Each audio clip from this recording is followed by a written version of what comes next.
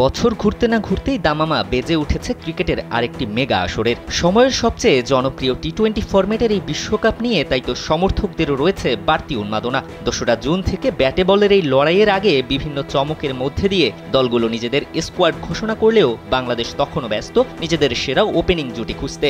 Uganda, Nepal কিংবা America, কানাডার মতো তুলনামূলক পিছিয়ে থাকা দলগুলো ইতিমধ্যে তাদের স্কোয়াড ঘোষণা করলেও টাইগাররা এখনও হাবুডুবু খাচ্ছে নিজেদের সেরা ১৫ কিংবা ১৬ জনের দল নির্বাচনে। চলমান জিম্বাবুয়ে সিরিজের দিকে একটু নজর দিলেই দেখা যাবে এখনও চলছে পুরোদস্তুর পরীক্ষা নিরীক্ষা। প্রথম ৩ ম্যাচে সুযোগ পাওয়া লিটন একাদশ থেকে বাদ পড়েছেন নিজের ব্যাটিং ব্যর্থতায়। লিটনের বাদ পড়াতে দলে ফেরা সৌম্য দেখিয়েছেন বিশ্বকাপের ভাবনায় কেন তিনি অপরিহার্য। ক্রিকেট পাড়ায় গুঞ্জন রয়েছে জিম্বাবুয়ের বিপক্ষে পঞ্চম টি-20-র পরেই ঘোষণা হতে পারে বাংলাদেশের বিশ্বকাপ দল। আর এমনটাই যদি হয়ে থাকে তবে কি সৌম্য তামিমের ১০১ রানের পার্টনারশিপের পরেই ওপেনিং সমস্যার সকল সমাধান পেল লিপু হান্নানের নির্বাচক প্যানেল? তানজিদ তামিমের উড়ন্ত ফর্ম, অন্যদিকে চোট কাটিয়ে একাদশে ফিরে সৌম্যর ব্যাটে রান। আর এতেই কি কপাল পড়েছে লিটনের, নাকি ব্যাকআপ ওপেনারের দোহাই দিয়ে টিকে যাবেন বিশ্বকাপ বহরে? অতীত পারফরমেন্স ছাড়া এই মুহূর্তে লিটনের খাতায় বিশাল ১-০।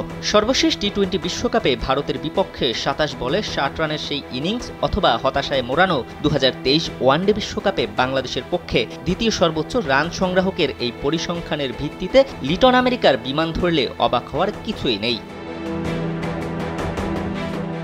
লিটন বিশ্বকাপের বিমান ধরুক কিংবা নাই ধরুক, বাংলাদেশের বিশ্বকাপ দল ঘোষণায় এমন বিলম্ব যে নতুন ঘটনা তাও কিন্তু নয়। সর্বশেষ ভারত বিশ্বকাপের দল ঘোষণায়ও ছিল নাটকীয়তা ও গোপনীয়তায় ভরা। তবে এত কিছুর পরেও ভারত থেকে সাকিবের দলকে ফিরতে হয়েছিল খালি হাতে। এবার অবশ্য পরিবর্তন এসেছে অধিনায়কত্বে। এখন দেখার বিষয় ভাগ্যের পরিবর্তন হয় কিনা। দিবাকর চৌধুরী, কালবেলা।